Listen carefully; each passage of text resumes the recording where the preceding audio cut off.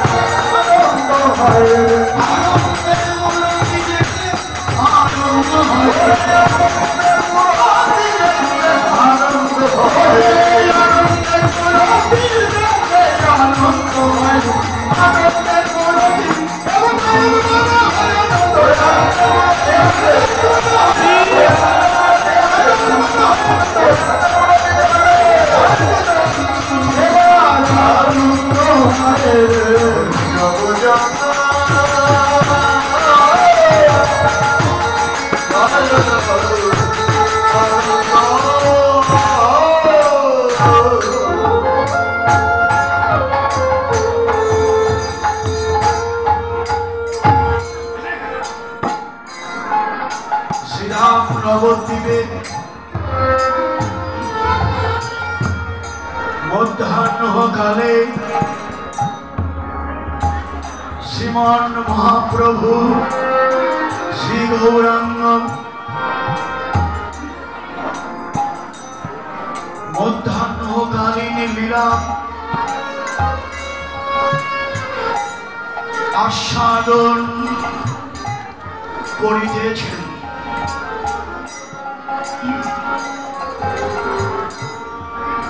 প্রাতকালীন লীলা জাগরণ রসতা, পূর্বাহ্নকালীন লীলা কমন রষ্ট, আর এখন মধ্যাহ্নকালীন লীলা ভানু পূজায় কানু পূজা।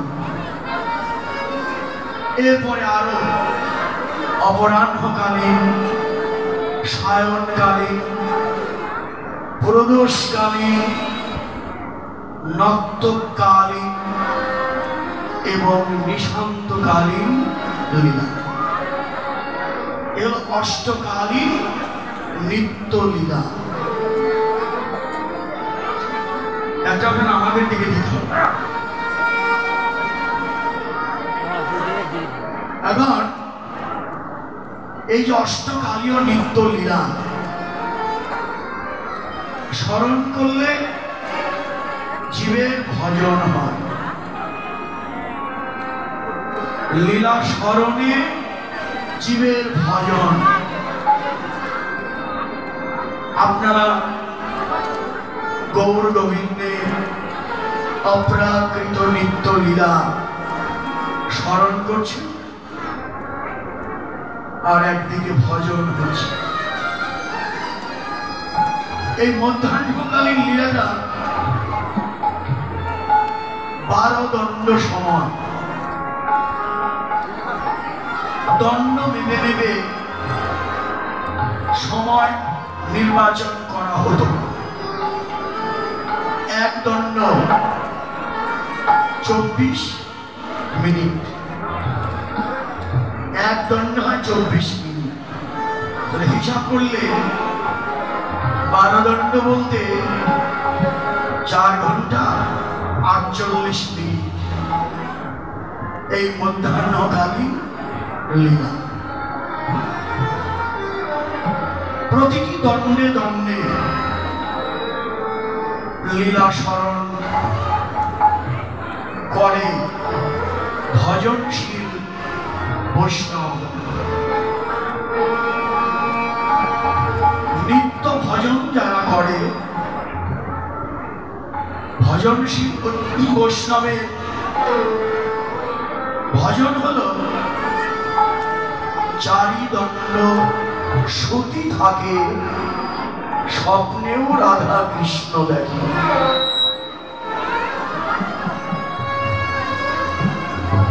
চারিদণ্ড সতী থাকে, স্বপ্নেও রাধা কৃষ্ণ দেখে। একদিনই ব্যর্থ নাই যায়। এটা হলো নিত্য ভজন যারা করে।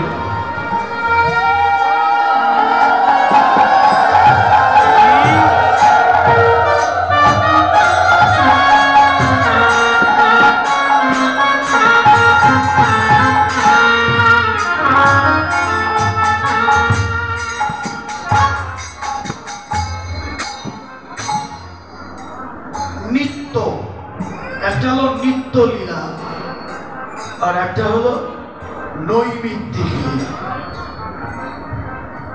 নৈমিত্তিক লীলা ভগবান কোনো কোনো সময় করেছেন, যেমন দান লীলা, নৌকা বিলাস, এমনি সুবল মিলন, রায় রাখাল, কত লীলা, ভগবানের অনন্ত লীলা।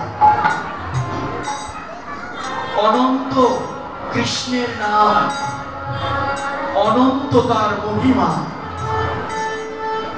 নারদামি ব্যাসদেব দিতে নারেশ লীলা, তার কত যে লীলা। বাল্য লীলা থেকে শুরু করে 4টি ধামে তার লীলা।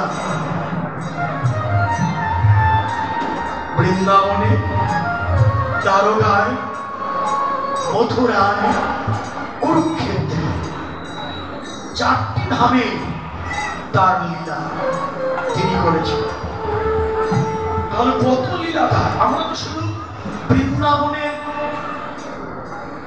নিত্য ভজনটা স্মরণ করি, ভগবানের কি আরো কত লীলা।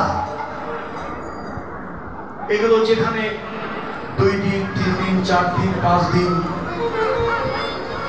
8 দিন, 64 কালীন পর্যন্ত লীলা হয়। নাম কীর্তন যেমন 72 প্রহর পর্যন্ত আমরা বেশি দেখেছি, ওই রকম লীলা কীর্তনেও 64 কালীন, 72 কালীন, হ্যাঁ, এইরকম 9 দিন, 8 দিন, 7 দিন ব্যাপী তার লীলা। এই উত্তরবঙ্গ দিয়েই বেশি হয়। ভগবানের অনন্ত লীলা। তবে নিত্য লীলা কিন্তু এই 8টি, এই 8টি হলো নিত্য লীলা, মানে প্রত্যেক দিনের ভজন। যেমন রাধা গোবিন্দ কুঞ্জভঙ্গ থেকে শুরু।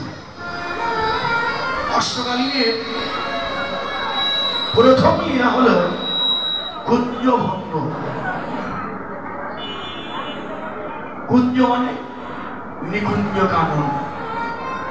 সেখানে রাধা গোবিন্দ রসালসে নিকুঞ্জ কাননে ঘুমিয়ে আছে। ওখান থেকে ঘুম ভেঙে যার যার কুঞ্জে যাবে, এলো কুঞ্জভঙ্গ। এই যে আজকে যে কুঞ্জ সাজিয়েছেন, এই কুঞ্জে রাধা গোবিন্দের লীলা হচ্ছে। লীলা হতে হতে যখন সর্বলীলা চূড়ামণি রাসলীলা হবে, রাসের পরে পরশে রাধা গোবিন্দ ঘুমিয়ে পড়বে। কোথায়? ওই কুঞ্জে, নিকুঞ্জ কারণে ঘুমিয়ে পড়বে।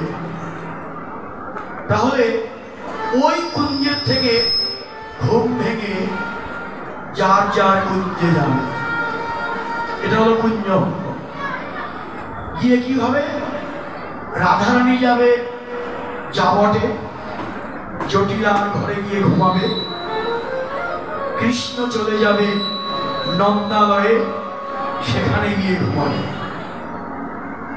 ওই ওখান থেকে যোগমায়া জাগরণ করবেন, রাধাকেও জাগাবেন, কৃষ্ণকেও জাগাবেন। জাগিয়ে যোগ করেন বলেই তার নাম যোগমায়া। রাধাকেও জাগান, কৃষ্ণকেও জাগান, জাগিয়ে যোগ করেন, তারই নাম যোগমায়া। এই যে জাগরণ আরম্ভ হলো, প্রাতকালীন জাগরণ। যখনই রাধারানী জাগলেন, সখীরা এলো, ও রাধে, গত রজনীতে প্রাণবন্ধুর সঙ্গে যে রসের বিলাস করেছিস, আমাদের মনের স্বাদ তোর বদন থেকে সেই রসের কথা শুনবো। এই যে আরম্ভ হয়ে গেল রসগান। এগুলো আমাদের ভাবতে হবে, মর্মে গেঁথে নিতে হবে। রসজ্ঞা, রসের কথা রাধারানী বলবে সখীদের কাছে। এরপরে বাল গোপালের সেবার সময় হবে, গোপালের সেবা হবে, সেবার পরে কোঠের সাজামা সাজিয়ে দেবে, রাখালাদি নিয়ে কৃষ্ণ গোপাল গোঠে। এই যে কোঠ পর্যন্ত আপনারা স্মরণে আছেন। এবার কি হবে সেটাই হচ্ছে মধ্যাহ্নকালীন লীলা। কোঠের থেকে সুবলের বদন দেখে রাধার বদন মনে পড়ে যাবে। রাধাকে পেতে কোথায় যাব? রাধা কুণ্ডে যাব। ওই রাধা কুণ্ডে গিয়ে রাধা কুণ্ডে মিলন হবে। সেই লীলাটি আমরা এখন স্মরণ করব। সহ্য পূজা মুখ্য লীলা নয়, মুখ্য হচ্ছে রাধা কুণ্ডে মিলন। ভারতবর্ষে সূর্য পূজাকে বেশি প্রাধান্য দেওয়া হয় না। আমরা আমাদের দেশে তো আসেও না। এই যে অঞ্জন উপাধ্যায় আসতো, পলাশ বাবু আসলেন, হ্যাঁ, এখানটা এসে বললে সূর্য পূজা তো কোনো অত ঘটা করে কি দরকার, আসল জিনিসটা হলো রাধা কুণ্ডে মিলন। আমরা অনেক সময় এই মধ্যাহ্নকালী লীলা যখন একটি পালা কীর্তন করি, তখন সূর্য পূজার দিকে না গিয়ে রাধা কুণ্ডে মিলন পর্যন্তই স্মরণ করি। তখন আমরা লীলার নাম দেই, আমাদের আজকের লীলা স্মরণ রাধা কুণ্ডে মিলন। তাহলে মুখ্য হলো রাধা কুণ্ডে মিলন, এটা হলো লীলা স্মরণের মুখ্য বিষয়। মহাপ্রভু সেই লীলা স্মরণ করছেন, আস্বাদন করছেন। বৈষ্ণব কবি ভাব নয়নে গৌরের রূপ ও মাধুর্য দর্শন করছেন আর লিখছেন, হেমশয়ে অতি গোরা সমধুর হাসধরা জগজন নয়ন আনন্দ। স্বর্ণের জ্যোতিকেও জয় করেছে গৌরের অঙ্গ জ্যোতি। আমি আখরে বলেছি, কোষিত কাঞ্চন যিনি আমার গৌর রূপ লাভ। এই আখরগুলো শুনলে এই পদের আপনি মর্ম বুঝতে পারবেন। শুধু পদ দিয়ে গেলে ভালো বোঝা নাও যেতে পারে, পদের আখর যোজনা। পদের থেকে যখন আখর দেব তখনই আপনি বুঝবেন পদের মর্মার্থটা কি। যে যত সুন্দর করে পদের আখর যোজনা করে তার কীর্তন তত মধুর হয়। কীর্তনের আখর হচ্ছে ভজনের বিষয়। আপনার কতটুকু ভজন আছে পদের থেকে আপনি টেনে বের করে নিন। পদে কি পদার্থ আছে ওটা বৈষ্ণব বা কীর্তনিয়ার দায়িত্ব, কিন্তু ভজন না থাকলে তো হবে না। আমাদের গুরুজিদের দেখেছি আখরের আখর যোজনা করেছে, কি মধুর কীর্তন তারা করতেন, আখর দিতেন, তার আবার আখর দিতেন। এটা হলো ভজন, এটাই হচ্ছে কীর্তনের শ্রেষ্ঠ ভজন। বক বক করে কথা বলা নয়, লীলার থেকে অন্য দিয়ে গিয়ে আবল তাবল পেঁচাল পারা নয়, ওতে আমাদের কোনো লাভ হবে না। লাভ হবে বৈষ্ণব কবিদের পথ এবং তার হাত খাদন করে যদি ধ্যানে ওই লীলা দর্শন হয় তবে।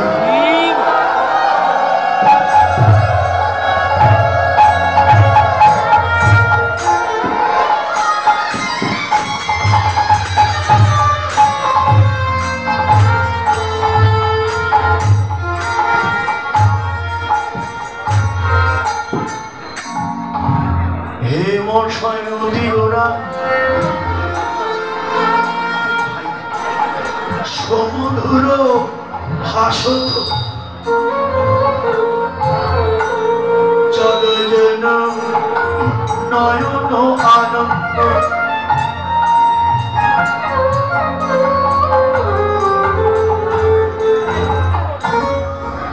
স্বর্ণের জ্যোতিকে জয় করেছে সোনা দিয়ে গৌর রূপের কোন তুলনা হয় না। জয় জয় শ্রীমদ ভগবদ গীতা প্রেমানন্দে হরি বল।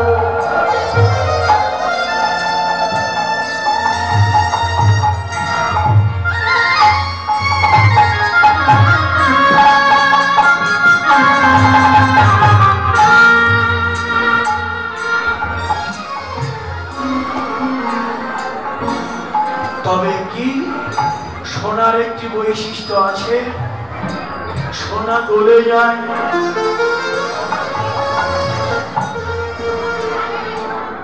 সোনার সঙ্গে সোহাগা মিশিয়ে তাপ দিলে সোনা গলে যায়।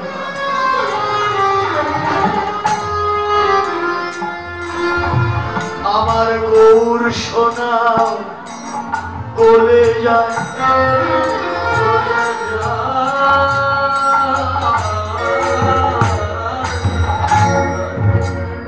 কখন গলে যায়? ভক্তের ভক্তি সুহাগা মিশিয়ে অনুরাগের তাপ দিলে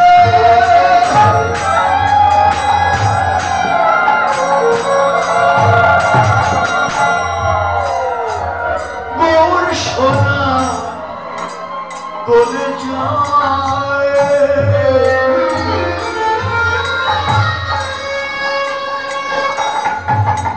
গলে যায়।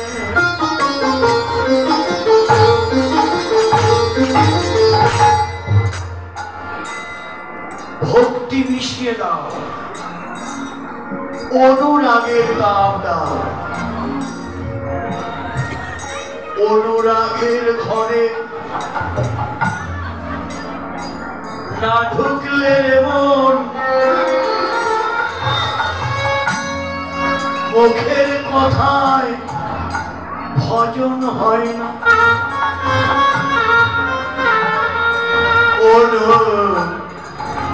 রাগের ঘরে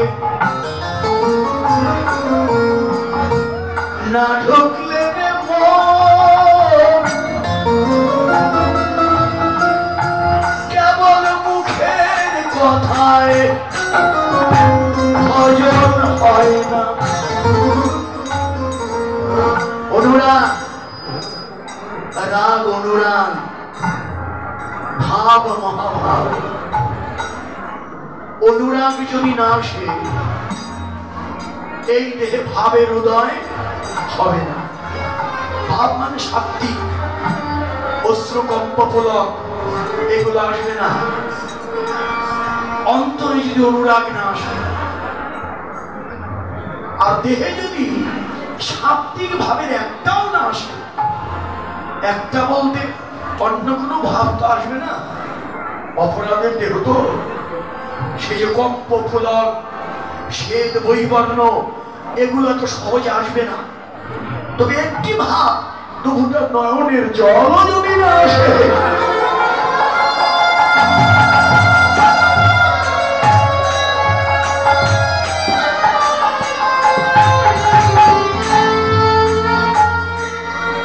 দুটা নয়নের জল যদি না ফেলতে পারি তাহলে জানবো এই দেহে পুঞ্জীভূত অপরাধ। শাস্ত্র বলে হেন কৃষ্ণ নাম যদি লয় বহুবার তাতে যদি না হয় পুলক নহে অশ্রুধান।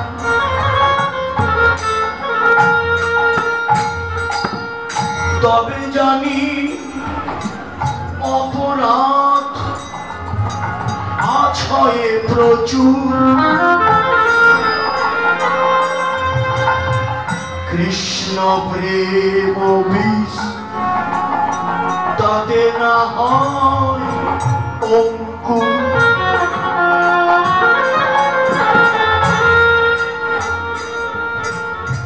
কতবার কৃষ্ণ নাম করলাম, কতবার কৃষ্ণ নাম শুনলাম, নাম করে নাম শুনে এ দেহে যদি একটা ভাব উদয় না হয়, অপরাধের দেহ, এ দেহ গোবিন্দ সেবা লাগবে না মা। এই জন্যে অপরাধ যদি খালন করতে হয়, নিরন্তর আমাকে হরিনাম করে যেতে হবে।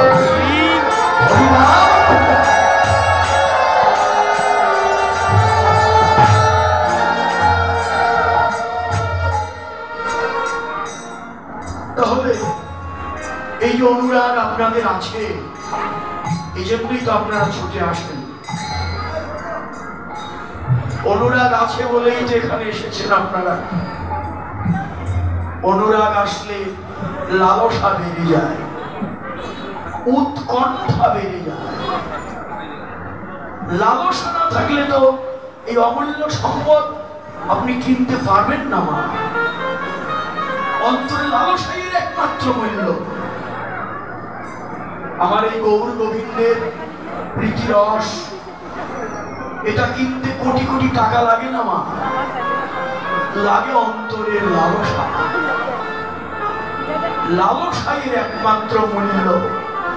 লল্ল মপি মূল্য মেঘনম, লালসাই একমাত্র মূল্য। যে লালসা নিয়ে আপনারা বসে আছেন, অনুরাগী ভক্ত বলতে গেলে আপনাদেরই বলা হয়। অনুরাগ কোনো বাধা মানে না, কারো বাধা মানে না। তারা কৃষ্ণ অনুরাগী যারা, গৌর অনুরাগী যারা, তারা ছুটবে। এই যে দেখেন তীব্র গরম পড়েছে, তাপদাহ, ঘর থেকে অনেকে বের হচ্ছে না, অনেকে ঘরে এসি লাগিয়ে আরামে আছেন, বের হতে পারছেন না। কিভাবে যাব, যেতে ইচ্ছে করে, কিন্তু এই গরমে তো যদি ঠিকতে না পারি কি করব, দ্বিধা দ্বন্দ্বে এখনো বের হচ্ছেন না। কিন্তু আপনারা কি করলেন? অনুরাগ এতই তীব্র, যতই গরম হোক, যতই আগুন হোক, যতই জ্বালা হোক, এই ঘরের জ্বালায় তো জ্বলবো, ঘরের এই তাপেও তো জ্বলবো না। যাই, চলতেই যদি হয়, নবদ্বীপে যাই, বৃন্দাবনে যাই, গৌর বিরহ অনলে যাব আমি।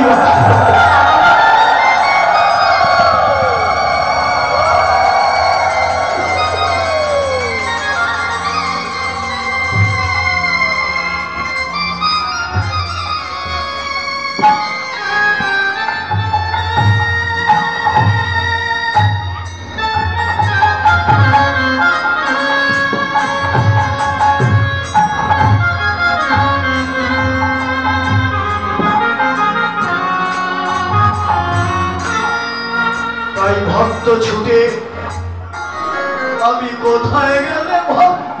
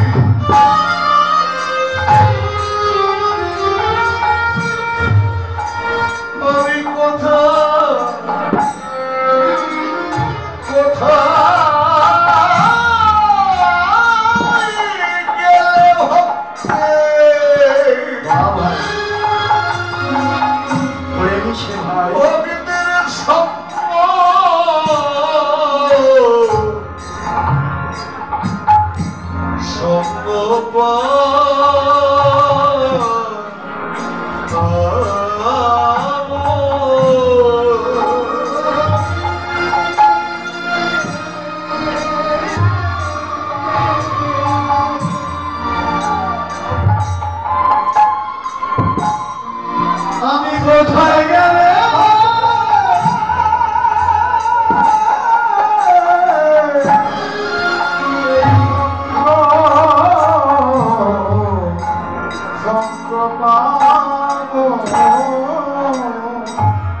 আমি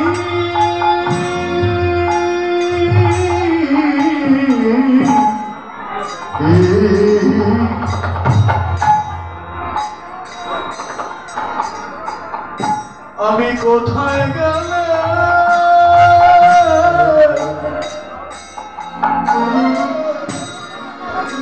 ভক্তের সঙ্গ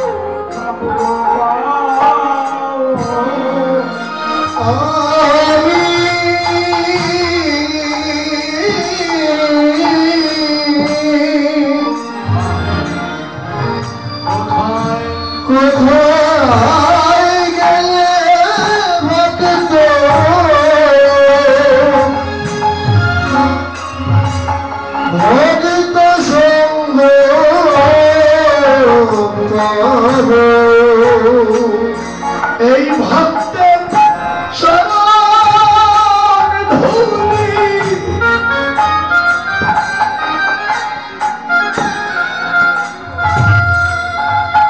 গায়ে মাখিব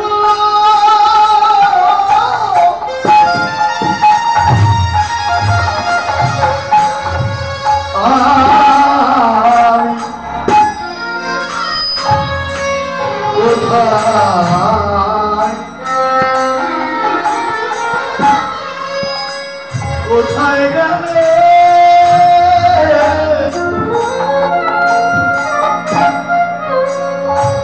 ভক্তের সঙ্গ ভক্তের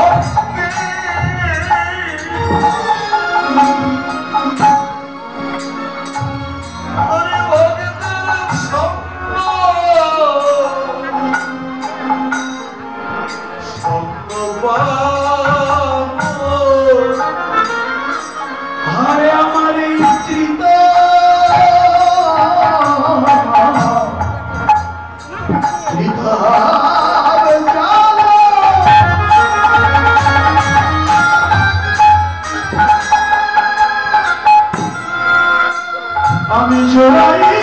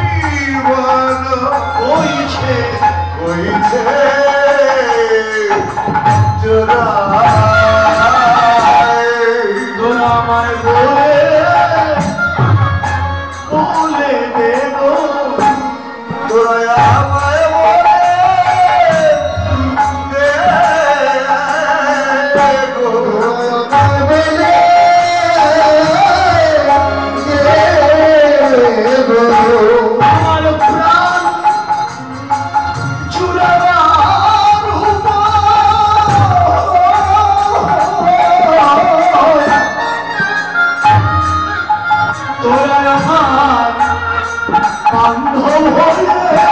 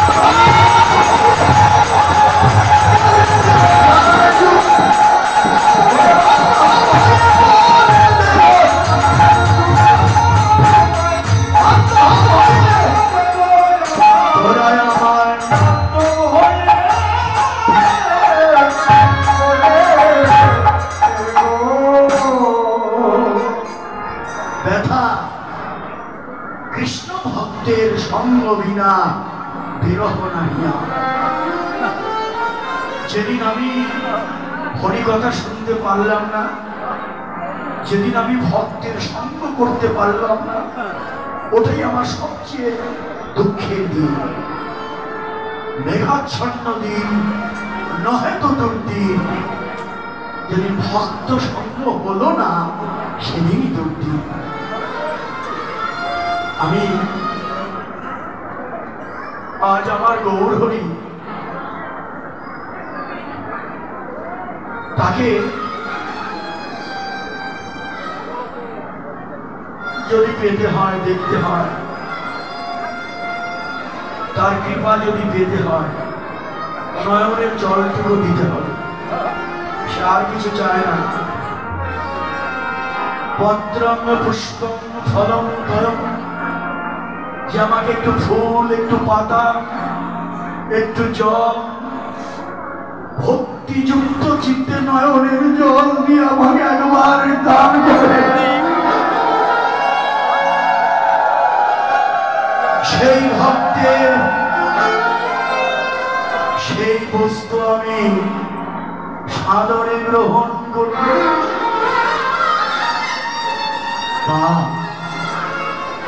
তাহলে নয়নের জলটুকু দিতে হবে। কৃষ্ণ বলে কাঁদো, গৌর বলে কাঁদো। কৃষ্ণ বলতে যদি সাত্বিক ভাব না আসে, অপরাধের দিন। এই আপনারা ভাবে গদগদ হয়েছেন, এই তো ভাব। এই দেহে একটি ভাব আমার গোবিন্দকে পাবার উপায় করে দেয়। এই অনুরাগ আপনাদের কাছে আর ভক্তিও আপনাদের কাছেই আছে। অন্য কোন মার্গ দিয়ে গোবিন্দকে সহজে পাওয়া যায় না। গীতায় 3টি মার্গের উল্লেখ করলেন। জ্ঞান মার্গ, কর্মযোগ, জ্ঞানযোগ, আর আরেকটা হচ্ছে ভক্তিযোগ। জ্ঞান আর কর্মের চেয়েও শ্রেষ্ঠ ভক্তি। ভক্তি দিয়ে ভগবানকে যত সহজে পাওয়া যায়, অন্য কোনো মার্গ দিয়ে ভগবানকে সহজে পাওয়া যায় না। সেই প্রেম, সেই ভক্তিটুকু কোথার থেকে উৎপত্তি হবে? সাধু সঙ্গ হইতে শ্রবণ কীর্তন, সাধক ভক্তে সর্বনর্থ নিবন্ধন।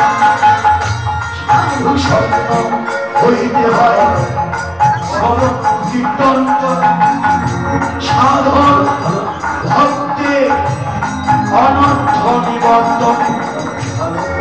অনর্থ নিবৃত্তি হলে ভক্তে নিষ্ঠা হয়, নিষ্ঠা হলে শ্রবণতে রুচি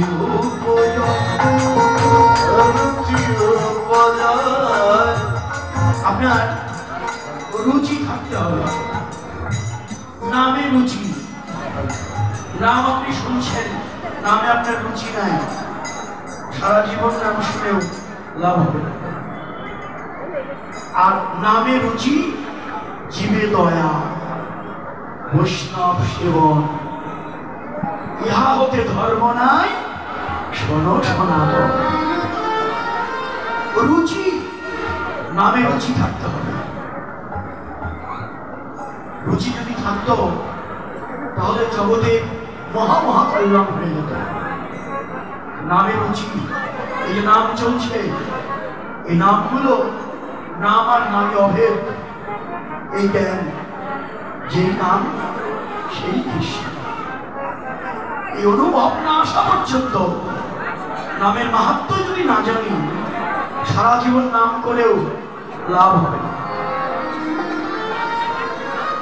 তাই বললেন আসক্তি, কি বললেন? সাধন ভক্তে হয় সর্ব অনর্থ নিবর্তন। অনর্থ নিবৃত্তি হলে ভক্তে নিষ্ঠা হয়। নিষ্ঠা, পবিত্রতা, এগুলো না থাকলে রুচি হবে করতে হবে। আমার নিষ্ঠা থাকতে হবে, আমার সুচিতা থাকতে হবে, আমার বাইরের বাহ্যিক এবং ভিতরের সব কিছু পরিষ্কার থাকতে হবে। তাছাড়া তো শুদ্ধ চিত্তে নাম না করলে তো নামে কি হবে? এই কদমটা শুদ্ধ হতে হবে, আমার দেহ শুদ্ধ হতে হবে, নিষ্ঠার সঙ্গে নাম করতে হবে, তবে নামের কি বাস্তব আসতে হবে।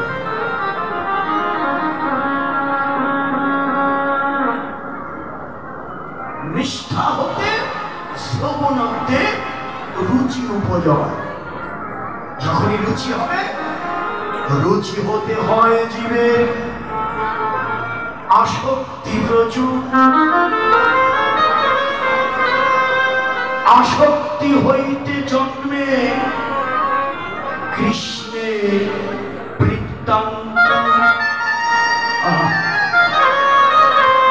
এই অঙ্কুর, অঙ্কুর গজালো দেহের ভিতর, যখন সেই কৃষ্ণ বৃত্তাঙ্কুর জগালো, সেই অঙ্কুর, সেই ভাব কালো হয়ে ধরে প্রেমনা।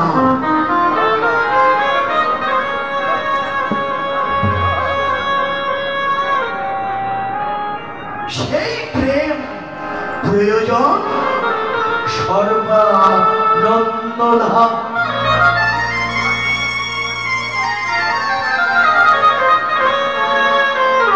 তাহলে সে নামে যে প্রেম আসবে, আমার রুচি আসবে, তার প্রথম উপায় হলো সাধু সঙ্গ। এই যে সাধু সঙ্গ করতে এসেছেন বলে আপনি কৃষ্ণ নাম শুনছেন, শ্রবণ। সাধু সঙ্গ হইতে হয় শ্রবণ ও কীর্তন। এখানে না আসলে আপনি কিভাবে শুনতেন? আপনি শুনছেন, শ্রবণ ইন্দ্রিয় ধন্য হচ্ছে, আপনি কীর্তন করছেন, উলুধ্বনি দিচ্ছেন, হরিধ্বনি দিচ্ছেন, আপনারও কীর্তন হয়ে যাচ্ছে। সব ভজন এই হরিনাম যজ্ঞের মধ্যে আছে। তাহলে সাধু সঙ্গ। এরপরে যদি বলেন নববিধা ভক্তি, 9টা গোড়া দেহে তৈরি হতে হবে, 9টা গোড়া দিতে হবে, সে নববিধা ভক্তি দিয়ে। নববিধা ভক্তি দিয়া 9 গোড়া গড়াইয়া সে নৌকায় ভাবের মস্তুল উঠিবে জানিয়া।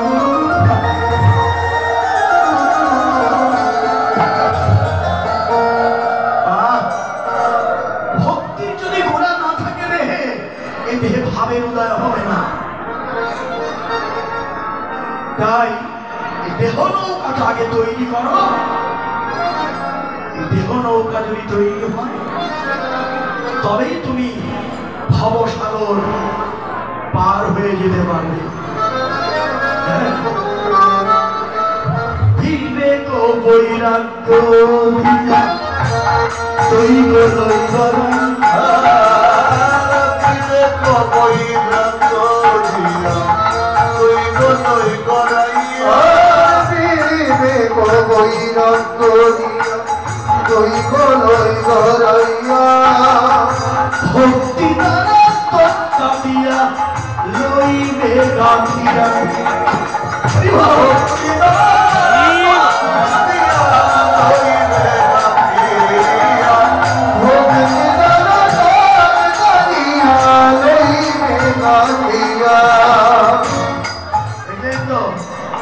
দেহ নৌকা তৈরি কি কি প্রয়োজন?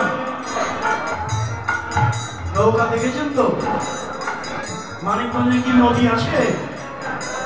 ওই যে আছে তো, বড় নদী আছে। নৌকাও দেখেছে।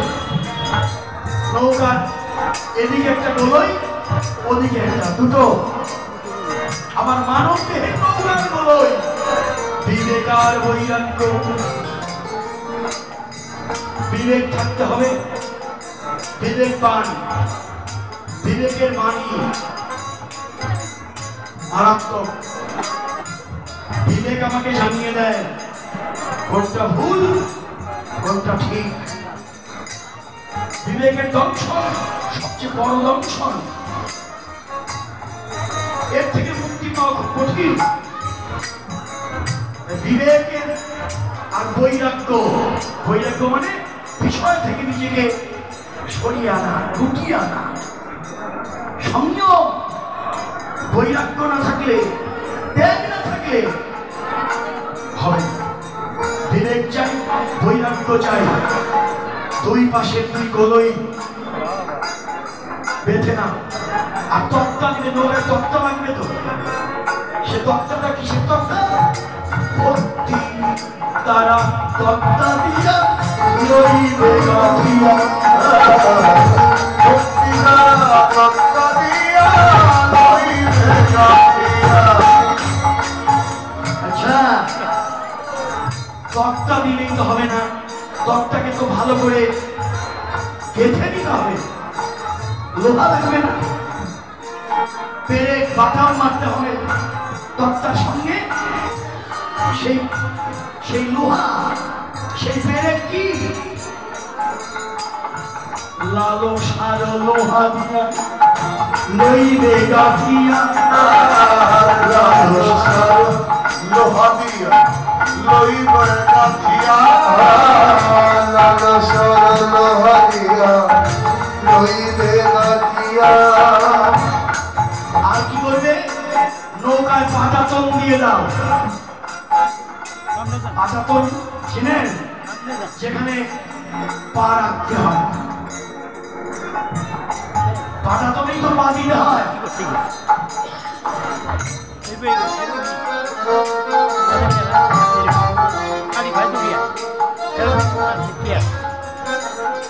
লালসার লোহা, শোনেন শোনেন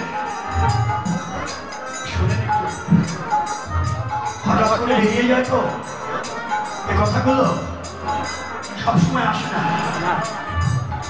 তাহলে লোহাটাকে লালসার লোহা দিয়ে, ছোট লালসার লোহা দিয়ে গেঁথে নাও। আর নৌকার পাটাতন দেবে কি দিয়ে? যেখানে পা রাখবে সেই নৌকার পাটাতন কি হবে? অভিমানে তক্তা দিয়া তাও পাটাতন করিয়া। অভিমানে তক্তা দিয়া তাও পাটাতন করিয়া। অভিমানে তক্তা দিয়া তাও পাটাতন করিয়া। যেখানে পাটাতনে তো পা দেবে, সাধুগুরু বৈষ্ণবের যখনই চরণ করবে আমার অহংকার অভিমান চূর্ণ বিচূর্ণ হয়ে যাবে।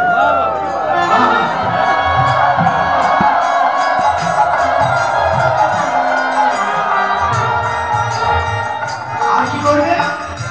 ওই যে দুজন দুই দিদার রৌরে চুরিয়ার ভজন ভজন দুই দিদার রৌরে চুরিয়ার ভজন ভজন দুই দিদার রৌরে চুরিয়ার ভজন ভজন দুই দিদার রৌরে চুরিয়ার সে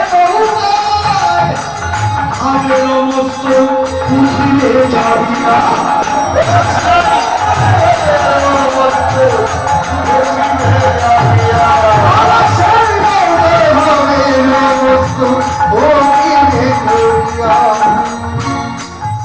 আচ্ছা নৌকা যখন লম্বা লম্বি একটা মস্তুল খাড়া হয়ে গেল এখন এই মস্তুলের মাথায় কি দেবেন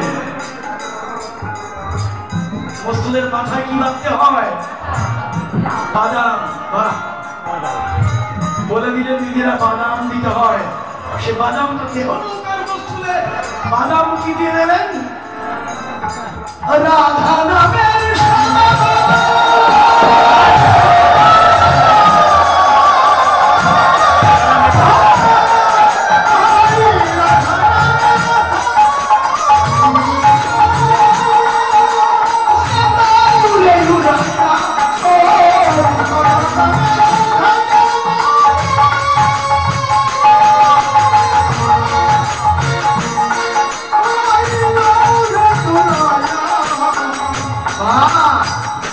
রাধা নামের সাদা বাদাম উড়িয়ে দাও বাদাম তো উড়িয়ে দিলেন বাদামে বাতাস লাগাতে হবে না বাতাস না লাগলে কি নৌকা চলবে আর সেই বাদাম যদি লাগাতে হয় ওই বাদামের কানি রশি টেনে ধরো আছে না দড়ি বাদামের কানিয়া রশি টেনে ধরতে হবে সে কানি রশি কি সাধু গুরু কানি রশি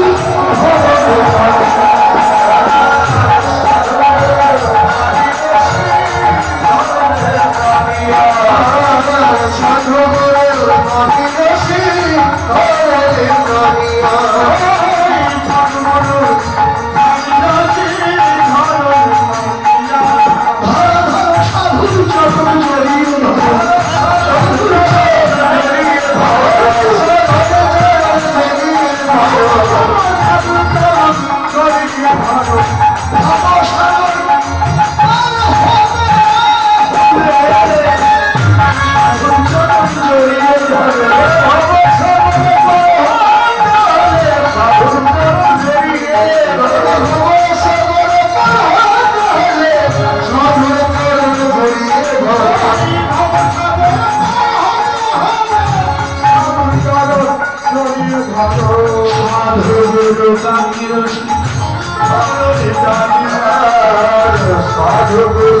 কানি রশি যখনই কানি রশি টেনে ধরলেন প্রেম জোয়ারের টানে তরি ফুল ছড়িয়া যাবে ফুল ছড়িয়া যাবে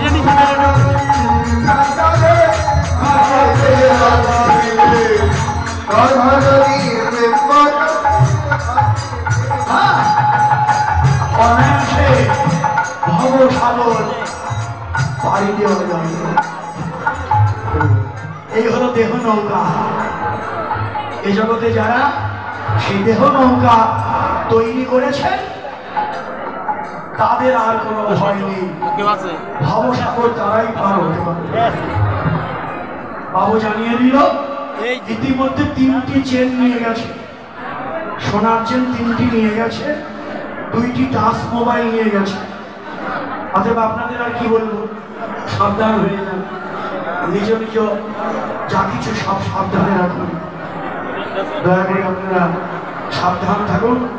আর লীলা স্মরণে থাকলে আর ভাবে বিহর হয়ে গেলে তখন তো আপনি কিছুই জানবেন না। আপনারা তো মরমী ভক্ত, হরিকথা কৃষ্ণকথা শ্রবণ করতে করতে ভাবে আপনারা বিভোর হয়ে যাচ্ছেন, কিন্তু এর মধ্যে তো দুষ্কৃতিকারী আছে, তারা এই সুযোগটা নেবে। অতএব আপনারা সাবধান থাকবেন।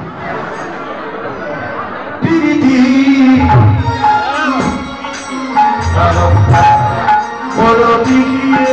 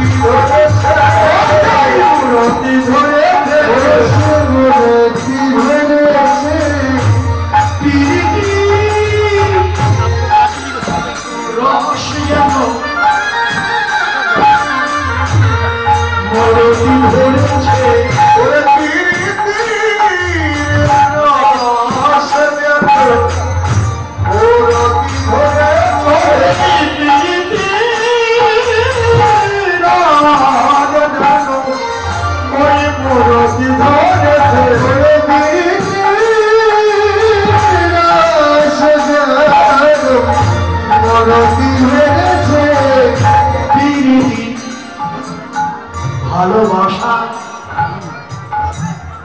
ভালোবাসা গাঢ় হয়ে রতি নাম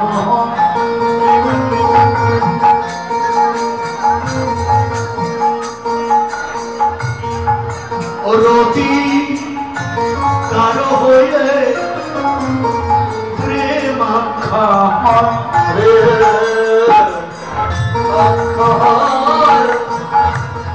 প্রেমের সার মহাভাব জানি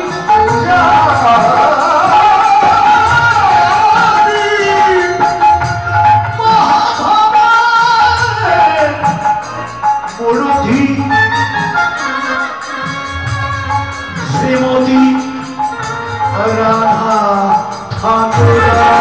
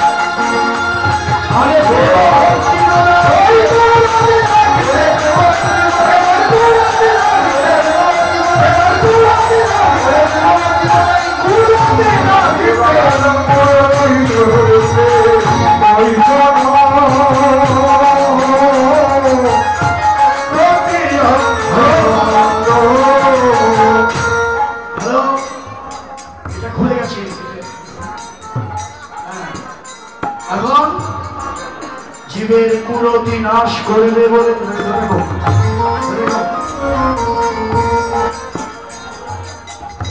ভালোবাসা কুরতি রতি মানে ভালোবাসা। এই জগতে আর তো কিছু চাই না, শুধু চাই ভালোবাসা।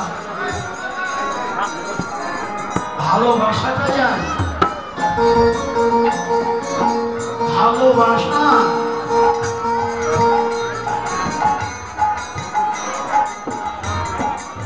জগতে যে করেছে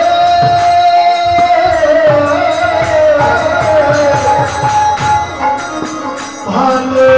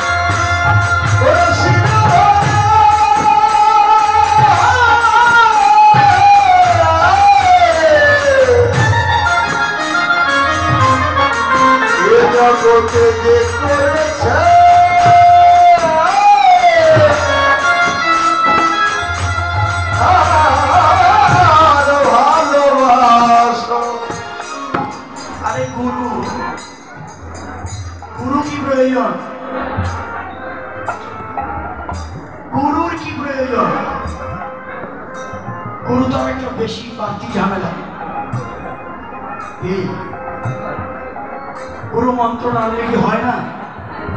গুরু না ধরলে কি হয় না? এরকম প্রশ্ন অনেকে এখনো করে। আরে স্বয়ং স্বামী বিবেকানন্দ এই প্রশ্ন করেছিলেন। বিবেকানন্দ গুরু নির্বাচন করতে পারছিল না। যাকেই তাকে তাকে বলে, তুমি কি ভগবান দেখেছো?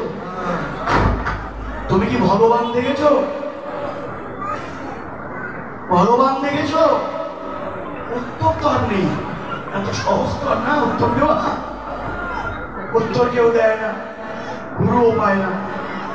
শেষ পর্যন্ত ঘুরতে ঘুরতে এক জায়গায় গিয়ে বললেন, তুমি কি গুরু ভগবানকে দেখেছো? উত্তর দিয়ে দিল, হ্যাঁ দেখেছি। আমি তো দেখেছি, তোকেও দেখাতে পারি। তোকেও দেখাতে পারি। উত্তরটা দিল কে? ঠাকুর রামকৃষ্ণ পরমহংসদেব। আচ্ছা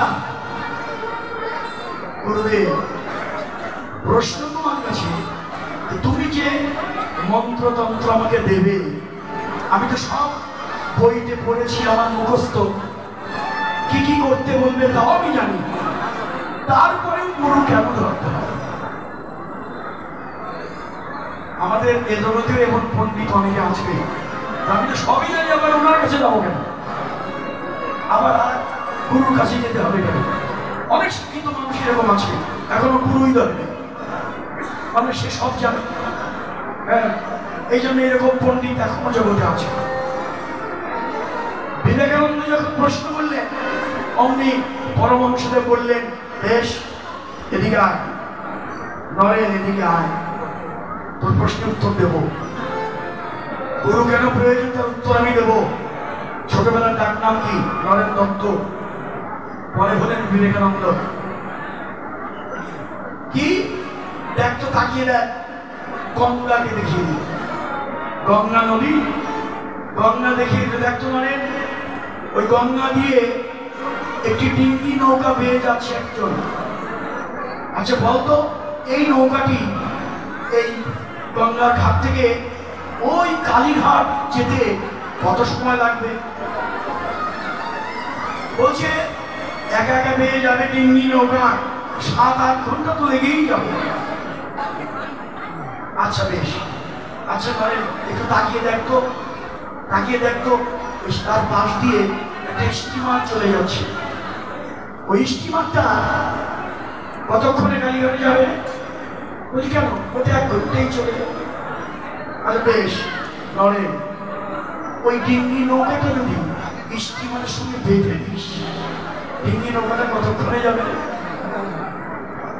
বলি কেন, ওটা তখন 1 ঘন্টায় চলে যাবে। এটা তুমি বুঝলে না গুরুদেব? এটা তুমি বুঝলে না? ঠাকুর রামকৃষ্ণদেব তখন হাসলেন আর বলে, নরেন আমি তো ঠিকই বুঝলাম, তুই তো বুঝলি না। ডিঙ্গি নৌকা একা একা বেয়ে যেতে যেতে 7-8 ঘন্টা বা কখন যাবেও জানে না। যখনই ওই নৌকাটি তুই স্টিমারের সঙ্গে বেঁধে দেওয়া হলো, 1 ঘন্টায় সে নৌকাটি গন্তব্যে চলে গেল।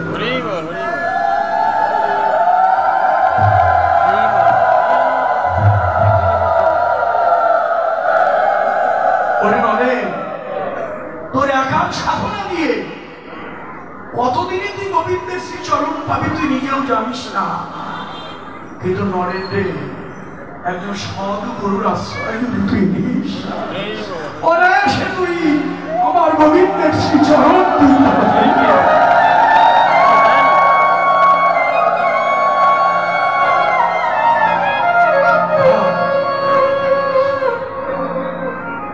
এই জন্যেই কি চমৎকার করে জানিয়ে দিলেন গুরুর প্রয়োজনীয়তা কেন।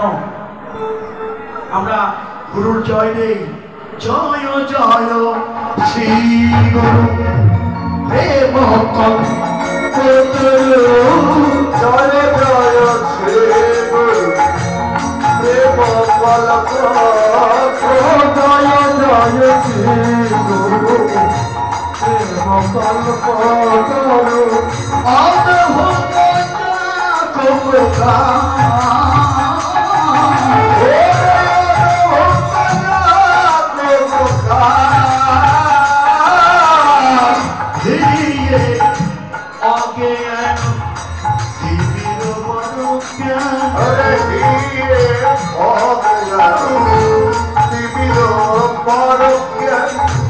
চন্দ্র কিরণে করুণা, চন্দ্র কিরণে করুণা, গুরুদেব জয়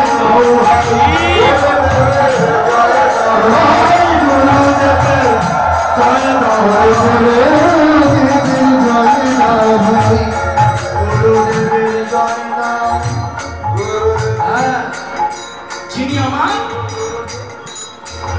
অজ্ঞান আধার দূর করে দেয়, অজ্ঞান তিনি মানে অন্ধকার, অন্ধকার দূর করে দেয় গুরু কৃপা নিয়ে। এগিয়ে যেতে হবে, এত সহজ না।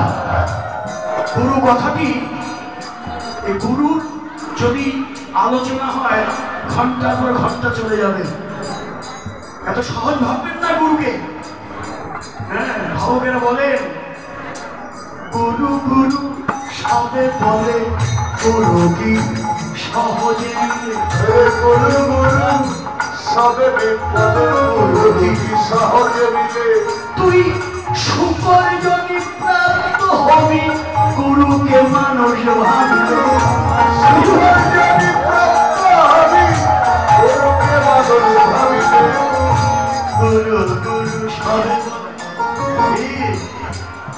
তাহলে শ্রীকৃষ্ণের অনুগ্রহ শক্তি বিলাস মূর্তি হলো শ্রীগুরু। অতএব এটাকে ছোট করে দেখবার মতো সুযোগ নেই। ভজনে এগিয়ে যেতে হলে গুরু কৃপা নিয়েই যেতে হবে। আজকে সেই নয়নেই তাকে দেখো, গুরু কৃপা নিয়ে সাধনা করে নয়ন পেয়ে তাকে দেখো, সে প্রীতি রসের মুরতি, সে ভালোবাসার মুরতি। ভালোবাসা এই একটাই শব্দ। কলিযুগে কৃষ্ণ প্রয়োজন নেই, রাধা প্রয়োজন নেই, এমনকি গৌর প্রয়োজন নেই। তো প্রয়োজন কি? প্রয়োজন তত্ত্ব জানিয়ে দিলেন। প্রয়োজনটা কি জানো? পুরুষার্থ শিরোমণি প্রেম মহাধন। পুরুষার্থ শিরোমণি প্রেম মহাধন। অতএব সনাতন প্রেম প্রয়োজন।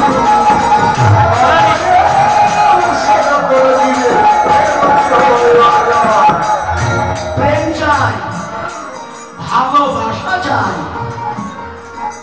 গুরুদেব ডক্টর মহানামব্রতজি বললেন, ইটের উপর ইট সাজিয়ে রাখলে ইটের পাজা হয়, ওখানে বসবাস করা যায়। ইটের সঙ্গে ইটের মিলন ঘটাতে হলে একটা মশলা প্রয়োজন, তার নাম সিমেন্ট। সিমেন্ট দিয়ে জোড়া লাগিয়ে লাগিয়ে এটা ইমারত, একটা বিল্ডিং তৈরি হয়, ওখানে বাস করা যায়। ঠিক তদ্রুপ কতগুলো মানুষ এক জায়গায় বাস করলেই সেটা বসবাসের যোগ্য স্থান নয়। ইটের সঙ্গে ইটের মিলন হতে হলে যেমন মশলা প্রয়োজন সিমেন্ট, তদ্রুপ মানুষের সঙ্গে মানুষের মিলন ঘটাতে হলে একটি মাত্র বস্তু প্রয়োজন, তার নাম শুদ্ধ ভালোবাসা।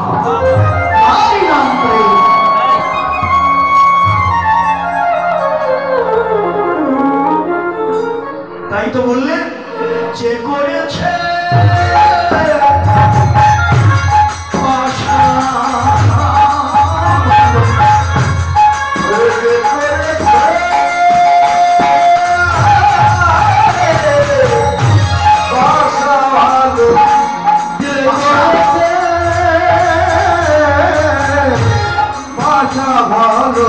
আরে বাসাটা ভালো যায়, পাত্র ভালো হলেই ভালো বস্তু ভালো করে রাখা যায়। পাত্র ভালো না, ভালো বস্তু নষ্ট হয়ে যেতে পারে। আগে পাত্রটা ভালো যায়, ক্ষেত্র তৈরি যায়। আমাদের পূর্ব গুরুদেবরা বলতেন, স্বর্গীয় নিত্যানন্দ রায় মহোদয়, তিনি বলতেন, আগে ক্ষেত্র তৈরি করো। প্রথমে ক্ষেত্র তৈরি না করলে বীজ বপন করলে বীজ হবে না। কি চমৎকার কথা! তাই তো জমির মাটি যদি ভালো না হয়, যত ভালো বীজ বোনেন হবে হবে না। শ্রেষ্ঠ জমি, এই শ্রেষ্ঠ জমি ঘর মাইক্রোফোন দিয়ে দে। হ্যাঁ, শ্রেষ্ঠ জমি কি? দেহ জমি। হ্যাঁ,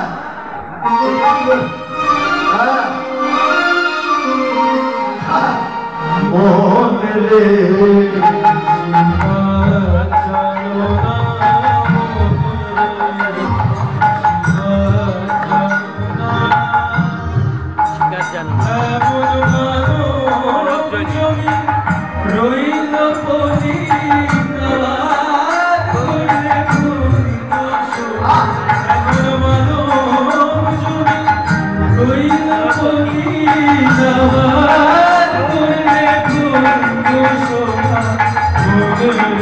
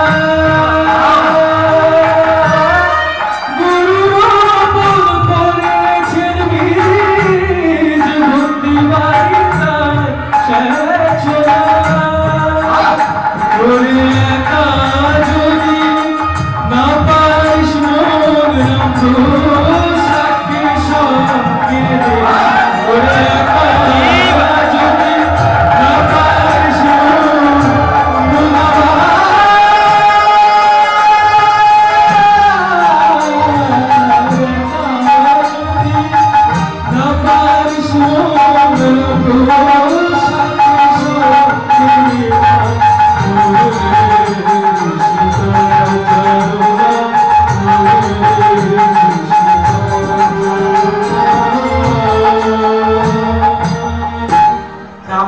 জানিয়ে দিল শ্রেষ্ঠ জমি দেহ জমি।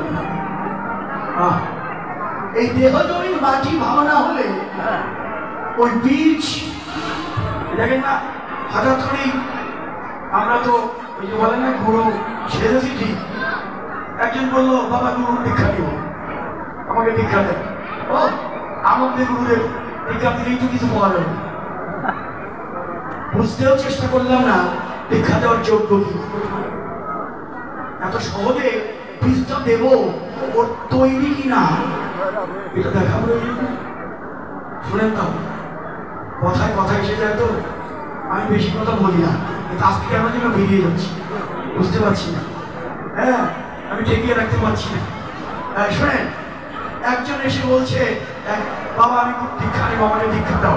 আমার আর ভালো লাগে না, দীক্ষা দাও। গুরুদেব বললেন ভালো কথা, দীক্ষা যখন নিবি একটু কাজ কর, আমার ওই বাগানে জল মাটির কলসি নিয়ে যা, ওই জল এনে এনে বাগানে ঢালতে থাক। গুরু বাক্য আচ্ছা তাই হোক। একদিন যায়, 2 দিন যায়, 7 দিন যায়, 10 দিন যায়, 15 দিন যায়, গুরুদেব কিছুই বলে না। দীক্ষা নিতে এলাম, ওই যে দীক্ষা নিয়ে বলে আমি কি ব্যাপার, গুরুর কাছে এলাম দীক্ষা নিতে, দীক্ষা তো দেয় না, আমাকে গাধার মতো পরিশ্রম করাচ্ছে। এটা আবার কেমন কথা? প্রত্যেক দিনই কলসি নিয়ে জল আনবো, বাগানে ঢালছি, কিন্তু গুরুদেব কোনো কথা বলে না। কবে দীক্ষা দেবে তাও বলে না। আজকে রাগ করে ওই মাটির কলসি নিয়ে যায় তো, বলছে এই কলসি আজকে ভেঙে ফেলবো, কলসিটাই ভেঙে ফেলবো। হ্যাঁ, যখনই কলসিটা ভাঙতে গিয়েছে, দাঁড়াও, ঠিক কে কথা বললো? মাটির কলসি কথা বললো। হ্যাঁ, তুমি কথা বললে? বলছে হ্যাঁ, প্রয়োজন হলে তো কথা বলতেই হয়। তুমি আমাকে ভাঙতে চাচ্ছ, তুমি জানো কত কষ্ট করে আমি এখানে এসেছি। আমি ছিলাম মাঠে, জমির মধ্যে থেকে একটা কোমর কুদাল নিয়ে, ছাকা নিয়ে মাঠের মাছ থেকে আমাকে কেটে কেটে, কোদাল দিয়ে কেটে কেটে মাথায় করে বাড়িতে এনেছে, রৌদ্রের মধ্যে ফেলে দিয়েছে, ওই মাটির মধ্যে জল ঢেলে দিয়েছে, আচ্ছা তোমাকে পাড়িয়েছে, পাড়িয়ে পাড়িয়ে আমাকে কাদার মতো করে ফেলেছে, তাতেও ছাড়েনি। কি করেছে জানো? ওই কোমরের হাতে জাদু আছে ভাই, আমাকে ঘুরিয়ে ঘুরিয়ে ওই কাদা আর মাটি সুন্দর করে আমাকে একটা কলসি বানিয়ে ফেলেছে। শুধু কলসিটা বানিয়ে শেষ করেনি, আগুনের মধ্যে আমাকে পুরা দিয়েছে।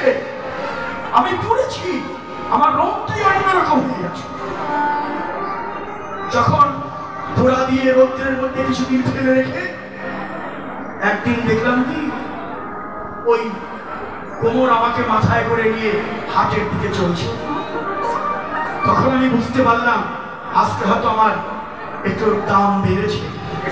আমাকে বাজারে নিয়ে যাচ্ছে, যেহেতু বাজারে তো নিয়ে গেল, অনেকেই আমাকে দেখলো, কারো পছন্দ হলো, কারো হলো না। একটু পরে দেখলাম একজন সাধু আমার দিকে তাকিয়ে কথাটা শেষ করে ওঠে। হ্যাঁ, এক সাধু আমার কাছে এলো, আমাকে ধরলো। সে সাধু আমাকে ছাড়লো না, কয়েকটা থাপ্পড় আমাকে দিয়ে দিল। আমি ভালো কিনা, ফুটো টুটো আছে কিনা, সাধু আমাকে চট থাপ্পড় দিতে দ্বিধা করলো না। শেষ পর্যন্ত ওই সাধুর পছন্দ হলো আমাকে নিয়ে সে তার পূজার মণ্ডপে নিয়ে, এই আজকে আমি পূজার আমার গোবিন্দ সেবার জন্য আমি লেগেছি। এত কষ্ট করার পর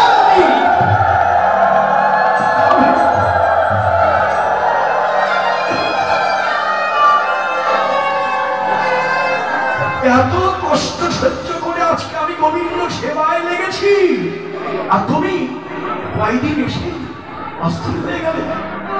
ভালো না লাগলে চলে যাও, চলে যাও। দীক্ষা তো সহজে হবে না, তোমার দেহ তৈরি না হওয়া পর্যন্ত গুরুদেব তোমাকে দীক্ষা দেবে না।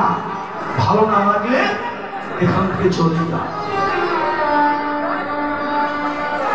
জানিয়ে দিল, দেখলেন একটা মাটির কলসি জানিয়ে দিল, ধৈর্য না থাকলে কোনদিন গৌর গোবিন্দ গুরু কৃপা লাভ হতে পারে না, হবে না।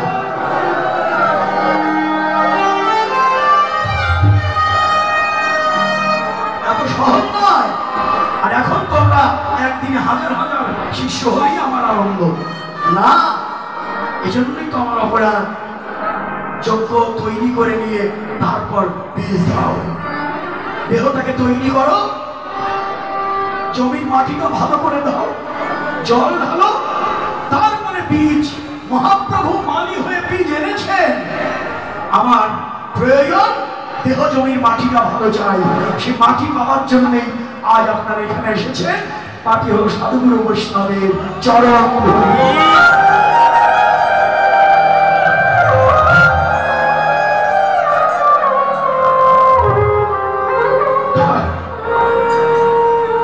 ভক্তের চরণ ধরে গায়ে লাগাও, নয়নের জল ঢালো।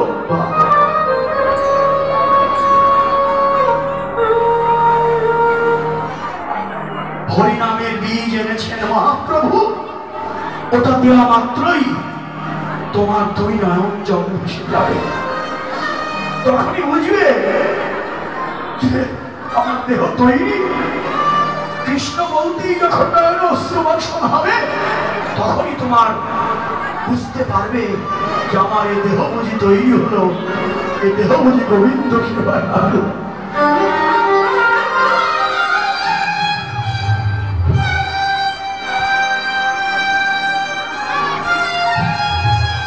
তাই আমার গৌর এলেন আমার বাসাকে ভালো করে দেওয়ার জন্য। এসেছেন তিনি মরদি ধরে, শুধু মরদি ধরেননি, সরব ধরেছে, সরব ধরেছে,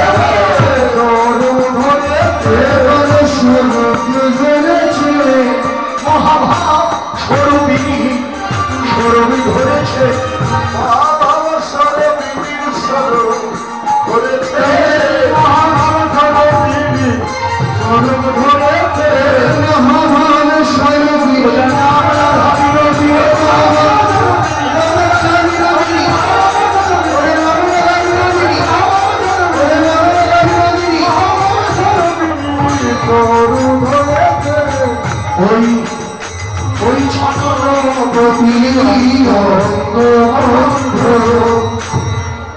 আমাদের স্বরূপ কি? জীব নিত্য কৃষ্ণ দাস, এটাই আমাদের স্বরূপ। আজ আমার গৌর এলেন, কোথায় এলেন? এই যে আজুকিয়ে আজুকিয়ে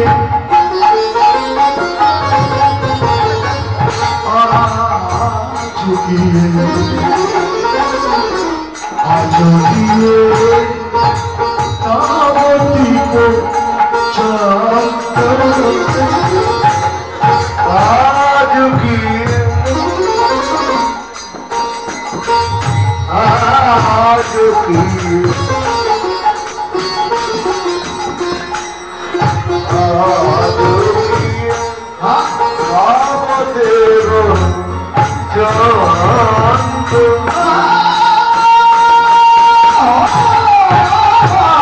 আজুকিয়ে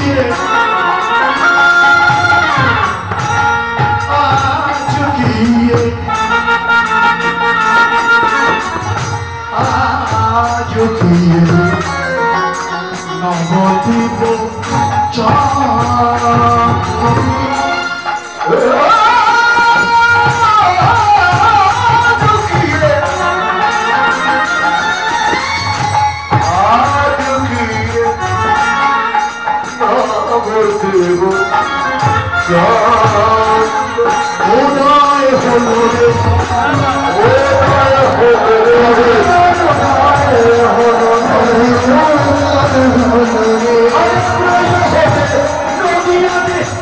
Oh,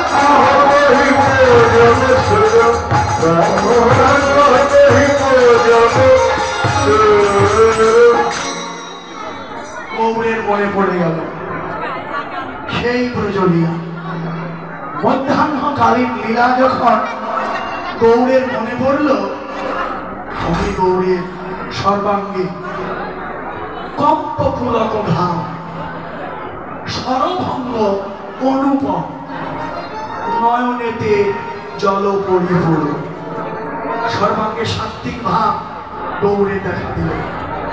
এর মধ্যে একটি ভাব হল নয়নের জল। নয়নের জলে নয়নের তারা ডুবে গেছে। ভাবক বললে, দেখো দেখো গৌরকে দেখো, এই যে তারা ডুবু ডুবু রে, তারা ডুবু ডুবু, তারা ডুবু ডুবু রে, নয়নে প্রেম জলে তারা ডুবু ডুবু রে,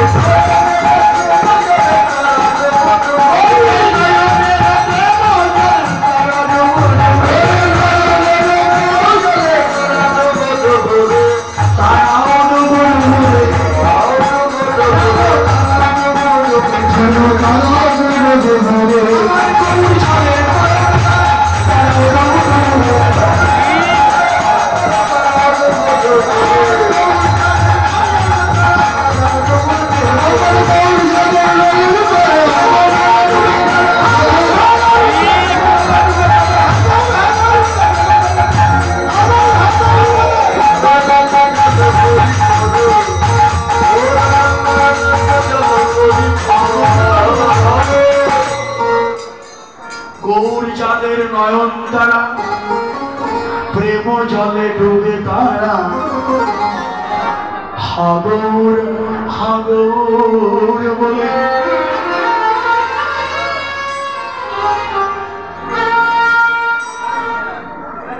তাহলে এই যে আমার গৌরহরি নয়নের তারা ডুবু ডুবু। আজকে গৌরহরি আরো কি বললে, বাম ভুজ হৃদয়। মানে কি ভুজ মানে? ভুজ মানে কি? হাত। এই তো বাম ভুজ হৃদয়, বাম হাত দিয়ে বসনে মুখ ঝাঁপই, বসন দিয়ে মুখখানা ঢেকে ফেলছে। হ্যাঁ, এ যেন বাবা নাইকা, বাবা নাইকা, বাবা নাইকা।